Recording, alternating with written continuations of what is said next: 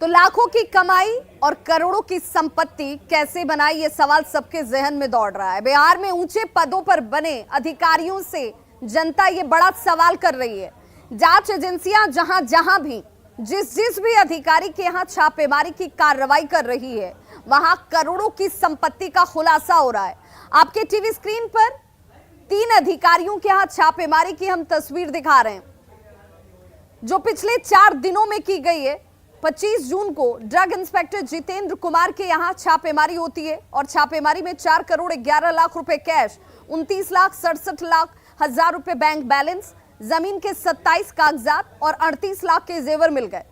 वहीं 28 जून 2022 की तारीख मुजफ्फरपुर में तैनात सहायक उद्यान निदेशक शंभू प्रसाद के ठिकानों पर छापेमारी हुई। छापेमारी में पत्नी के खाते में बड़ी रकम की बात सामने आई। पटना में पटेल नगर में 2 करोड़ का मकान, पटना में ही करोड़ों के 3 भूखंड, लाखों का निवेश और 20 बैंकों के पासबुक के साथ 3 कारों की बात सामने आ जाती है। वहीं तीसरी तस्वीर 28 जून 2022 की है, जहां Bihar medical services infrastructure corporation limited यानी कि BMSICL के जरिए संजीव रंजन के ठिकानों पर छापेमारी होती है, जिसमें 8 करोड़ की अचल संपत्ति का खुलासा हुआ। जहां पटना में 5 करोड़ का मकान मिलता है, बैंक खातों में 50 लाख रुपए जमा होने की बात सामने आती है। ये आंकड़े महज 4 दिनों के हैं और इस साल अब तक 20 अधिकारियों के ठिकानों पर यह कार्रवाई हो चुकी है, जिसमें काले धन के कुबेरों के पास अकूत संपत्ति पता चली।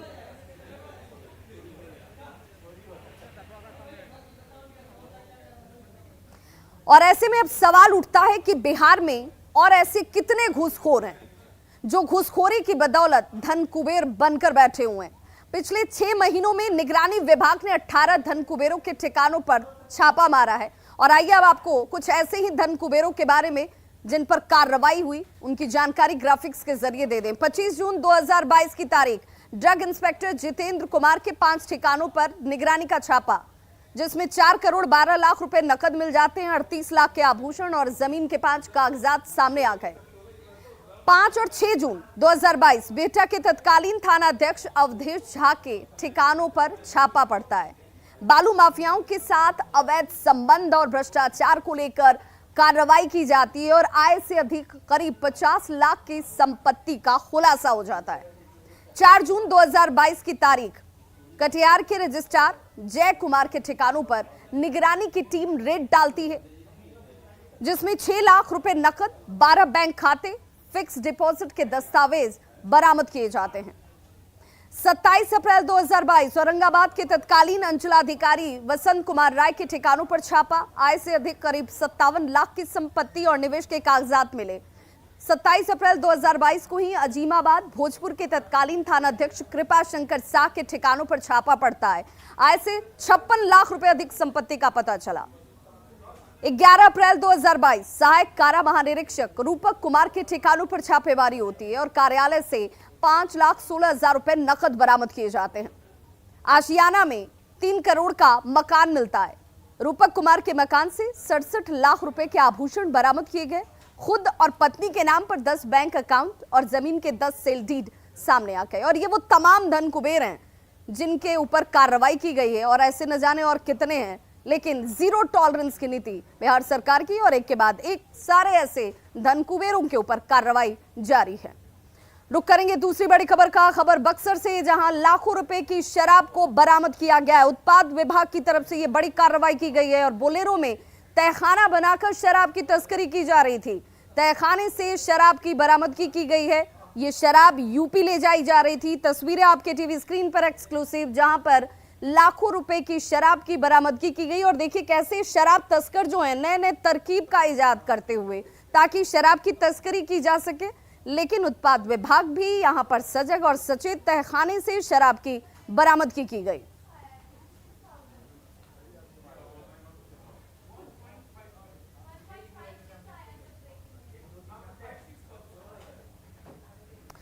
खबर सिवान से, जहां पर खुदाई के दौरान भगवान विष्णु की वर्षों पुरानी मूर्ति मिलने से लोगों के बीच यहां पर कौतूहल का विषय भी और भारी भीड़ जो है वो इकट्ठा हो गई। मामला असम प्रखंड के उत्तरवार टोले का है। मूर्ति 9वीं शताब्दी की बताई जाती है। ये तस्वीर और मूर्ति आपके सामने, जहां पर सूचना मिलने के बाद कई गांवों के लोग जो हैं वो मौके पर पहुंच गए और मूर्ति को गांव में स्थापित कर अब उसकी पूजा अर्चना शुरू कर दी गई। खबर के मुताबिक उत्तरवारी टोला में तालाब की खुदाई की जा रही थी और इसी दौरान मूर्ति की बरामदगी होती है। खबर जैसे ही सामने आई, पूरे गांव के इलाके के आसपास के लोग जो हैं वो यहाँ इकट्ठा हो गए। लोगों की भीड़ यहाँ पहुंचने लगी और भगवान विष्णु की मूर्ति की पूजा शुरू कर दी गई। 20 फीट के अंदर एक खुदाई हुआ था। उसके बाद ये बाहर निकाल कर कोई हड्डी समझकर इसको बिक दिया था। लेकिन आज बारिश हुआ तो यहाँ का लड़का सब गया था घूमने के लिए, उधर बारिश में लगा तो ये मतलब चमक रहा था। ये लोग सोचा था ये मूर्ति है, उसको लाए हैं हम लोग। इसका हम लोग पूजा करेंगे और इसका स्थापना भी हम लोग करेंगे।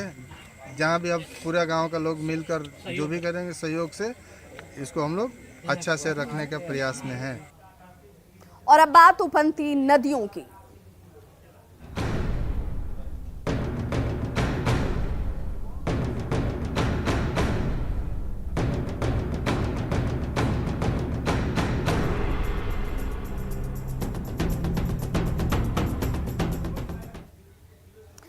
किशनगंज जिले के टेढ़ागाछ प्रखंड से होकर बहने वाली कनकई, रेतुआ और गोरिया नदी के बाढ़ का पानी अब निचले इलाकों में धीरे धीरे प्रवेश कर चुका है और यही वजह है कि देखिए अब लोग ऊंची जगहों पर शरण लेने को मजबूर हैं। ये वो तस्वीरें हैं इलाकों की जहां बाढ़ के जैसे हालात बन गए हैं।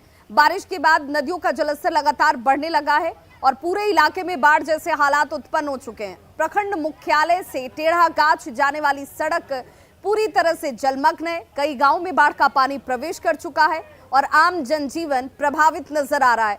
नदियों में जलस्तर के बढ़ने से कई जगहों पर कटाव भी शुरू हो गया है। लोगों को अब विस्थापित होने के लिए मजबूर होना पड़ा है। ये तस्वीरें आपके टीवी स्क्रीन पर टेढ़ागाछ की। स्थानीय लोग अब प्रशासन से मदद और कटाव को रोकने की गुहार लगा रहे हैं। नहीं, अभी जलस्तर उसका बढ़ ही रहा है।